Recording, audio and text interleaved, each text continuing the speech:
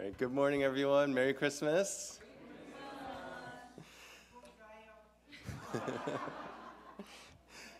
So, I thought the kids were going to be in here, so I was going to ask them a question, but I'll ask everyone else.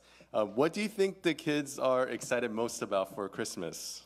어른들에게 여쭙겠습니다. 여러분 중 아이들이 무엇을 가장 기대하고 있을 것 같으세요? Yeah, Christmas presents, that's right. So I'll ask the adults now. How many of you will be giving Christmas presents to either your children or grandchildren? Raise your hand. 이번 크리스마스에 자녀나 손주들을 위해 선물 준비하신 분들 계시면 손 한번 들어봐 주시겠어요? Yeah. So, today I wanted to ask, why is it that we give presents on Christmas? How did this tradition start? 크리스마스에 선물을 주는 전통이 언제 그리고 왜 시작되었는지 얘기해 보려고 합니다. I'm not sure if you're aware, but one of the popular reasons is because of Saint Nicholas. He was a bishop who lived at the turn of the 4th century. 우리가 잘 알고 있는 4세기경 활동하셨던 성 니콜라우스를 한 가지 이유로 꼽을 수 있는데요. And there are legends of how he would secretly give gifts to poor children. 그분은 가난한 사람들에게 몰래 선물을 나눠 주셨다고 합니다. And that is what inspired the idea of Santa Claus giving gifts to children. 아이들에게 선물을 가져다 주는 산타 할아버지 이야기가 여기서 유래되죠. Another reason behind the tradition of Christmas gifts is because there were non-Christian winter festivals that involved gift giving. 기독교와 관련은 없는 겨울 축제라는 그런 행사에서도 이미 선물을 주는 전통이 있었다고 합니다. And with Christmas being celebrated around a similar time, this tradition of gift giving was absorbed into Christmas.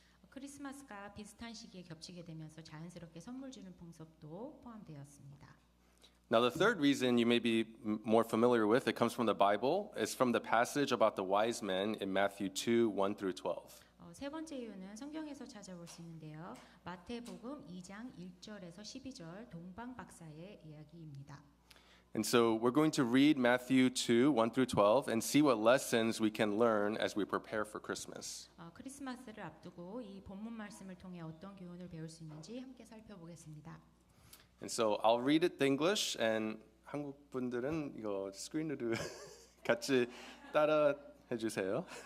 Okay, so Matthew 2 says, Now after Jesus was born in Bethlehem of Judea in the days of Herod the king, behold, wise men from the east came to Jerusalem, saying, Where is he who has been born King of the Jews?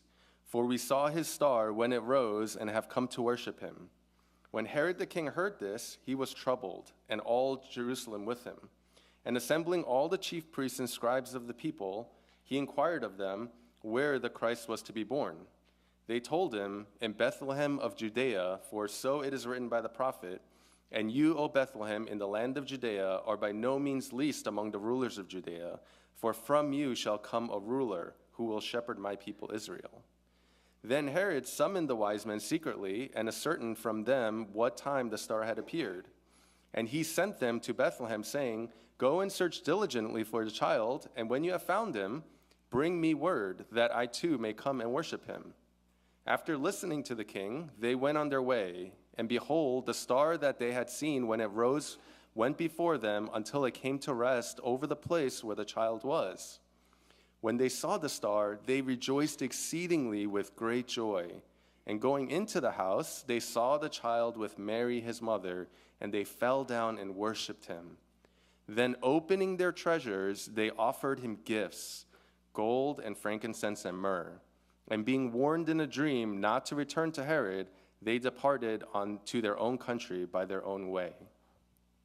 Now you can see from verse 11 that we see the wise men bringing gifts and giving them to Jesus. 11절을 보면 동방 박사들이 예수님께 드릴 예물을 가져왔다는 것을 알 수 있습니다.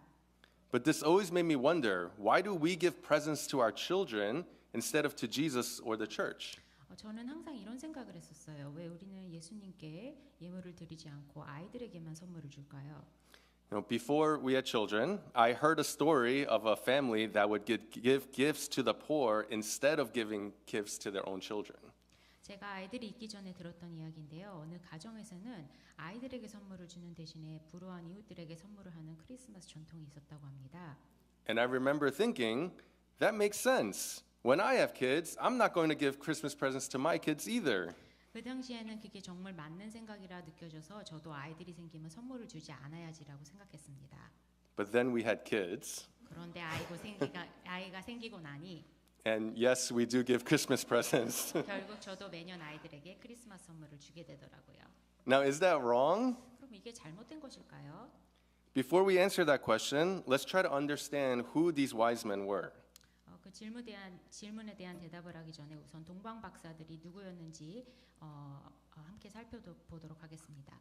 Okay, first of all, how many wise men were there? 먼저 동방 박사는 몇 명이었을까요? So, yes, I think the youth kids would know, they've learned by now. The Bible actually never tells us how many wise men there were. 성경은 사실 정확히 몇 명인지 말해주지는 않습니다. Traditionally, people have assumed that there were three men because there were three gifts, gold, frankincense, and myrrh. 다만 동방 박사들이 들고 온 세 가지 예물 때문에 전통적으로 세 명이라고 생각했을 뿐입니다. So it could have been three, but it also could have been many more. 세 명일 수도 있고 더 많았을 수도 있습니다. Now, who were these men and where were they from? 그럼 이들은 어디에서 온 누구일까요? Matthew 2, verse 1 only tells us that the wise men were from the east. 마태복음 2장 1절에서는 동방에서 왔다고만 나옵니다. They were possibly from the land of Persia. 아마 페르시아에서 왔을 가능성이 높습니다. This would make sense because the wise men were aware of prophecies from the Jewish Old Testament. 그들은 유대인 구약의 예언을 알고 있었기 때문입니다. And the Persians could have been exposed to Jewish teachings while the Jews had been in exile in Babylon. 바벨론 포로 생활 중에 유대인의 가르침을 접했을 수 있을 가능성도 있습니다. And Daniel himself was still serving in Babylon when the Persians came to conquer it.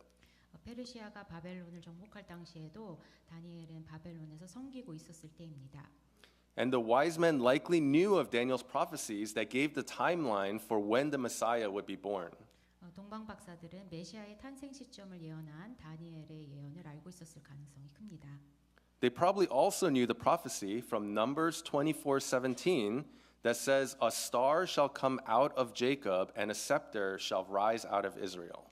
민수기 24장 17절에 야곱에게서 한 별이 나오고 한 홀이 이스라엘에게서 일어나리라는 예언도 알았을 것입니다. A scepter is the rod that a king holds to symbolize his authority and power. 성경에서 나오는 홀은 왕이 가지고 있는 권위의 지팡이를 뜻합니다. So the wise men, they would have known that a star would be coming and that it would signal the arrival of a Jewish king. 이 별은 유대인의 왕이 태어날 것을 알리는 신호였죠. And from Daniel's prophecies, they would have known around when these events would be happening. 다니엘의 예언을 통해 이런 일들이 대략 언제 일어날지도 알 수 있었을 것입니다.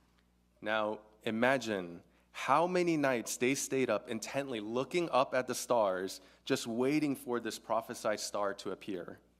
상상해 보겠습니다. 수많은 밤하늘의 별들을 바라보며 예언된 별이 나타나기를 얼마나 기다렸을까요? Imagine how many years they were eagerly awaiting in anticipation for this king to be born. 얼마나 오랫동안 이 왕이 태어나기를 기다리고 있었을까요? And then imagine their overwhelming excitement when that night finally comes, when they see this king star arise.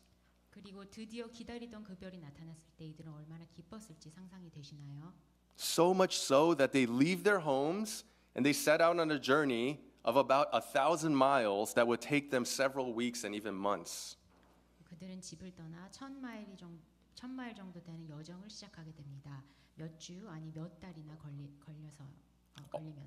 All so that they can go see this king. 오직 이 왕을 만나기 위해서. And that's why when they finally see the star settle on Jesus' home, verse 10 says, they rejoiced exceedingly with great joy. 10절 말씀에서 가장 크게 기뻐하더라고 한 이유도 예수님 집에 그 별이 드디어 서 있는 것을 보게 되었기 때문이지요. This eager excitement and anticipation is the first lesson we can learn from these wise men. 처럼 동방 박사들에게서 우리가 배울 수 있는 첫 번째 교훈은 바로 기대와 설렘입니다. You know, I've actually seen this kind of anticipation and excitement before. 사실 저는 이런 기대와 설렘을 본 적이 있습니다. I actually see it in my children every December. 매년 돌아오는 12월이 되면 제 아이들을 통해 그 모습을 볼 수 있습니다.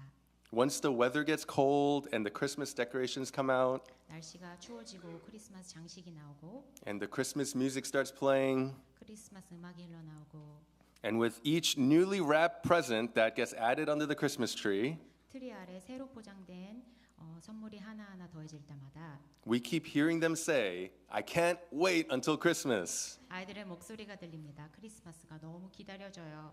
Over and over again, I can't wait until Christmas. 크리스마스가 빨리 왔으면 좋겠어요. You know, this must be something like how the wise men felt as they awaited Jesus' first coming. 예수님의 탄생 당시 동방박사들도 이러한 마음이지 않았을까 싶습니다. Do you have the same kind of eager anticipation for Jesus' second coming? 여러분도 이러한 마음으로 예수님의 다시 오심을 기다리고 계시나요? Like the wise men did, do you eagerly hold on to the prophecies in the Bible that tell us Jesus is coming back? 동방박사들이 그러했듯 예수님께서 다시 오실 거라는 성경의 예언을 간절히 붙잡고 기다리고 계시나요? You know, unfortunately, the Bible doesn't give us a timeline for Jesus' second coming like the wise men had for his first. 동방박사들이 알았던 것처럼 예수님이 언제 오실지 성경은 정확히 알려주지는 않지만 Instead, the Bible tells us that Jesus can come back at any moment like a thief in the night. 마치 한밤중에 도둑같이 호련히 오실 것이라고 예언합니다. But Jesus' second coming will be even greater than his first because it will be the culmination of all things. 하지만 예수님의 재림은 이전보다 훨씬 위대할 것입니다. 모든 것이 완성되는 날이기 때문이죠. Jesus will bring the end, the final end to Satan and sin. 사탄과 죄를 완전히 무너뜨리실 것이고 No more tears, no more pain, and no more death. 눈물과 고통, 죽음이 사라질 날이기 때문이죠. Are you excited for him to come back? 여러분 기대되시나요? Are you as excited as children are to open Christmas presents on Christmas? 아이들이 선물을 열 때 느끼는 기쁨만큼 예수님을 기다리고 계시나요? So this Christmas, as you see this anticipation and excitement in these children, let it stir up your own anticipation and excitement for Jesus' return. 이번 크리스마스에 이러한 아이들의 모습을 떠올리시면서 예수님의 다시 오심에 대한 기대와 설렘이 함께 하시길 바랍니다. The other thing that we see in Matthew 2 is that there are two very different responses to Jesus' arrival. 마태복음 2장에서 또 한 가지 주목할 점은 예수님의 탄생에 대한 사람들의 반응이 크게 두 가지로 나뉜다는 것입니다. First, we have Herod, who meets the wise men and finds out that this Jewish king and Messiah has come. 헤롯은 동방박사들을 만나 유대인의 왕이자 메시아가 이미 오셨다는 소식을 듣게 됩니다. Now, this should have been great news to Herod, but he heard it as bad news. 소식은 기쁜 소식이어야 했지만 헤롯에게는 나쁜 소식으로 들렸습니다. Herod was the king of the Jews as appointed by the authority of the Romans. 헤롯은 로마의 권위로 세워진 유대인의 왕이었고 But Christ was to be the king of the Jews as appointed by the authority of God. 예수님은 하나님의 권위로 세워질 유대인의 왕이었기 때문이죠. And Herod, he saw this promised king as a threat to his own kingship. 자신의 왕권에 대한 위협으로 본 것입니다. In fact, later in Matthew 2:16, we see that Herod felt so threatened that he ordered the killing of all the boys who were under 2 years and under. 실제로 마태복음 2장 16절에 보면 헤롯은 위협을 느껴 2살 이하의 모든 아기를 죽이라고 명령을 합니다. On the other hand, the wise men have the complete opposite response to Jesus' arrival. 반면 예수님의 탄생에 대한 동방박사들의 반응은 정반대였습니다. When they saw Jesus, they fell down and worshipped him. 그들은 예수님을 보고 엎드려 경배하였습니다.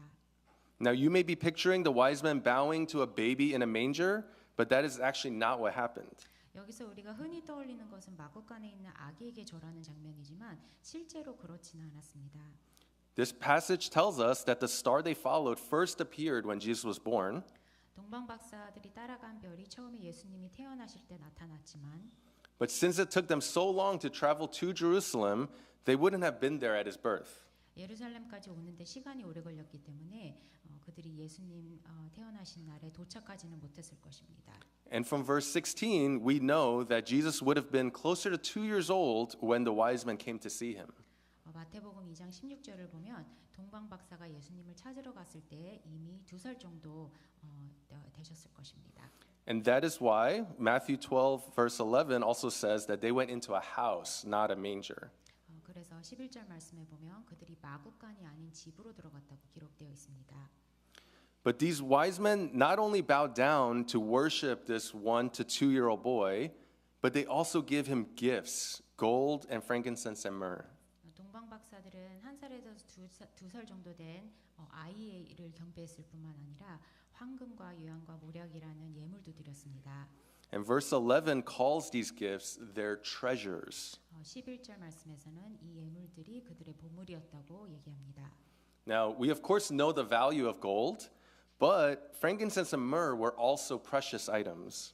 황금의 가치는 저희가 잘 알고 있고 유향과 모략 또한 귀한 물건이었습니다.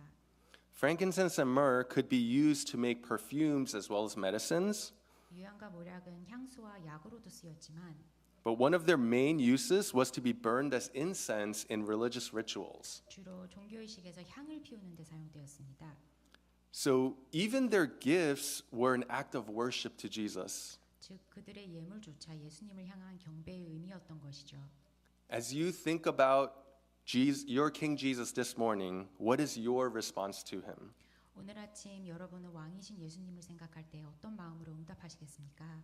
Will you respond like Herod did or like the wise men did? 헤롯 왕처럼 반응하시겠습니까? 아니면 동방 박사들처럼 경배하시겠습니까? What's interesting is that Herod didn't deny that Jesus was king. 여기서 흥미로운 사실 한 가지는 헤롯이 예수님이 왕이심을 부인하지는 않았습니다. It was precisely because he understood that the promised Messiah would be the king of the Jews that Herod wanted to kill Jesus. 오히려 예수님을 죽이려 한 이유가 바로 그가 약속된 메시아이자 유대인의 왕이심을 알았기 때문입니다. So Herod knew the promised king had come, but he refused to submit to King Jesus. 약속된 왕이 오셨음을 알았지만 그 왕에게 순종하지 않았던 것이죠. So perhaps, likewise, you know that Jesus is the king of the universe, but are you willing to submit to him? 마찬가지로 여러분도 예수님이 우주 만물의 왕이심을 알고 있을 수 있습니다. 그렇다면 여러분은 예수님께 순종할 준비가 되어 있으신가요? Or do you feel threatened by Jesus' kingship like Herod was? 아니면 헤롯처럼 예수님의 왕되심이 위협으로 느껴지시나요? You see, like King Herod, we all like to be king of our own lives. 우리 모두는 헤롯 왕이 그러했듯 자신의 삶의 왕이 되고 싶어 합니다. But when we come face to face with King Jesus, it forces us to make a choice. 하지만 왕이신 예수님을 마주할 때 우리는 선택을 해야 합니다. Will you rebel against Jesus' rule over your life? Or will you fall down and submit to him like the wise men did? 예수님이 내 삶의 주인이 되시는 것을 거부하실 것인가요? 아니면 동방 박사들처럼 엎드려 경배하고 순종할 것인가요? Will you give Jesus your most precious treasures and gifts as an act of worship? 가장 귀한 보물과 예물들을 예수님께 드리며 경배할 수 있으신가요? These gifts can be giving Jesus your time, your finances, your thoughts, or control over your whole life.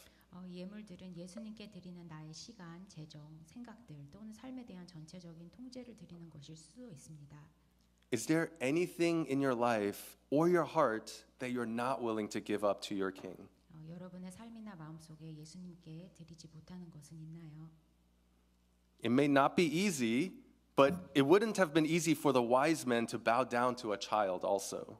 쉽지 않을 수 있습니다. 하지만 동방 박사들도 아이에게 절하는 것이 쉽지 않았을 수도 있습니다. They were highly intelligent scholars and were respected people in their community. 그들은 매우 지혜로운 학자들이었고 사회적으로 존경받는 사람들이었습니다. What would make such distinguished men willing to bow down to worship a child? 그런 그들이 어떻게 어린 아이에게 절하며 경배할 수 있었을까요? It's because they knew this wasn't just a child. 그 이유는 그 아이가 그저 평범한 아이가 아니었기 때문입니다. They had read prophecies of his birth from hundreds of years ago. 그들은 수백 년 전부터 내려온 예언을 읽었었고 And then at the promised time, they actually saw the star appear. 약속된 시기가 되자 실제로 별이 나타난 것을 보았습니다. And they saw the star being moved across the sky in a way that they could follow it for 1,000 miles over weeks and months. 그리고 그 별이 하늘을 가로질러 이동하는 것을 따라 아주 오랜 여정을 여행하며 예수님께 올 수 있었던 것입니다. You know, some people believe that what they saw was a natural phenomenon, like a comet or the planets aligning. 어떤 사람들은 그 별을 혜성이라고 행성의 정렬 같은 자연 현상이라고 보기도 합니다. But those explanations don't make sense with how they were able to follow this light from their country all the way to Jerusalem, and then for it to specifically lead them over to the town of Bethlehem, which was only 6 miles away from Jerusalem. 하지만 그들이 이 빛을 따라 어떻게 그 먼 예루살렘까지 갈 수 있었는지, 그리고 그 빛이 예루살렘에서 겨우 6마일 떨어진 베들레헴으로 정확하게 어떻게 인도할 수 있었는지에 대한 설명이 되지는 않습니다. Then for them to see this light come to a full stop over a house, not just a neighborhood, but a specific house that they had no doubt that when they went in that there would be a boy there. 그 빛이 멈추었을 때 그저 어느 동네 위에 뜬 별이 아닌 정확한 위치의 집 위에 멈춘 것을 보고 그들이 찾는 아이가 그 안에 있을 것이라는 것을 확신했습니다. And they had no doubt that this boy that they saw was the king who had been prophesied. 그리고 그 아이가 예언되어 온 왕이라는 것을 믿어 의심치 않았습니다. No, this was no ordinary star or celestial object. 그 별은 단순한 별이 아니었습니다. They were trained astrologers and they knew their stars. 그들은 천문학자로 별에 대해 잘 알았고 This was not like any other star they had ever seen. 지금까지 공부해온 어떤 별과도 달랐습니다. And so they knew this child must not be like any other child. 그래서 이 아이가 여느 평범한 아이가 아니라는 것을 그들은 알았던 것입니다. What child has ever been born where a star in the sky would supernaturally lead a group of strangers hundreds of miles right to your front door?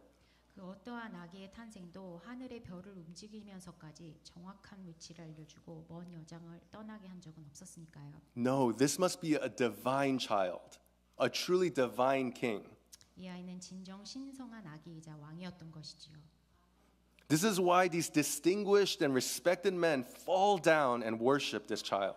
이 때문에 존경받는 학자들이 엎드려 경배하고 And they give their most precious gifts to him willingly, not begrudgingly. 가장 귀한 예물들을 기꺼이 드린 것입니다.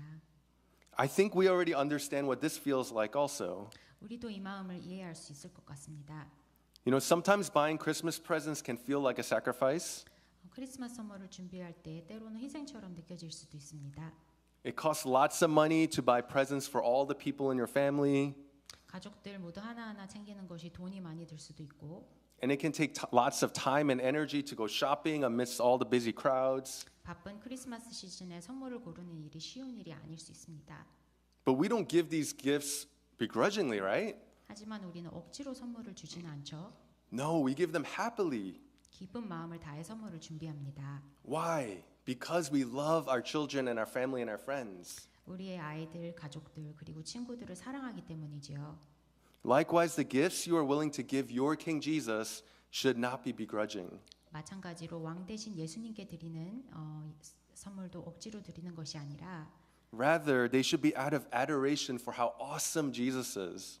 예수님이 얼마나 놀라우신 분이신지에 대한 경외심에서 나와야 합니다. So this passage about the wise men giving their gifts to Jesus is not about us giving Christmas presents to our children or grandchildren.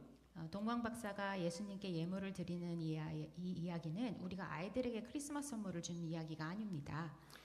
It is about Jesus being the promised king and how he is worthy of all of our worship and our gifts and our lives. 이 이야기를 통해 예수님께서는 우리에게 약속된 진정한 왕이시며 우리의 경배와 예물, 우리의 삶 전체를 받을 자격이 있으신 분임을 보여주는 것입니다. Now, does this mean that we shouldn't give Christmas presents to our children, friends, and family? 그렇다면 우리가 사랑하는 가족들과 친구들에게 크리스마스 선물을 주지 말아야 한다는 뜻일까요? Am I telling you to go and return everything that you have ready for Thursday? 이미 사놓은 선물들을 모두 돌려주어야 할까요? Don't worry. No, you don't have to do that. 걱정하지 마세요. 그런 뜻은 아닙니다. You know, while giving Christmas presents to our children is technically not from the Bible also doesn't say that it's wrong for us to give gifts to our loved ones. 크리스마스 선물의 전통이 성경에서 나오는 것은 아니지만 선물하는 것이 잘못되어 있다고 나와 있지도 않습니다. But if we do give Christmas presents, let it be an opportunity to remember what we saw in today's passage. 그 대신에 오늘 말씀에서 배운 것을 생각하는 기회로 삼았으면 좋겠습니다. how the wise men eagerly awaited Jesus' coming, 동방 박사들이 예수님의 오심을 얼마나 간절히 기다렸었는지, and how they submitted to him as king and joyfully gave him their most precious gifts. 그리고 예수님을 왕으로 삼고 기쁨으로 가장 귀한 예물을 드렸던 그 모습들을요. And let us also realize that the main gift in Matthew 2 is not the gold, frankincense, and myrrh that the wise men gave Jesus. 우리가 또 하나 깨달아야 할 것은 마태복음 2장에서 가장 중요한 예물은 동방 박사들이 예수님께 드린 금, 유향, 모략이 아니라는 것입니다. The main gift was Jesus himself. 가장 중요한 선물은 예수님 자신이셨습니다.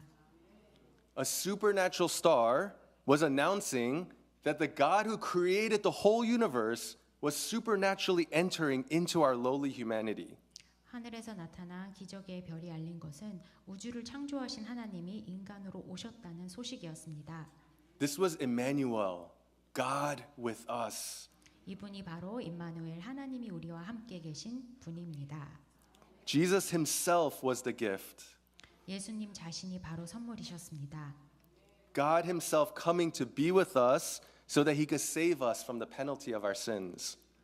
하나님께서 우리와 함께 하시기 위해 또 우리의 죄값에서 우리를 구원하시기 위해 오신 선물이셨습니다.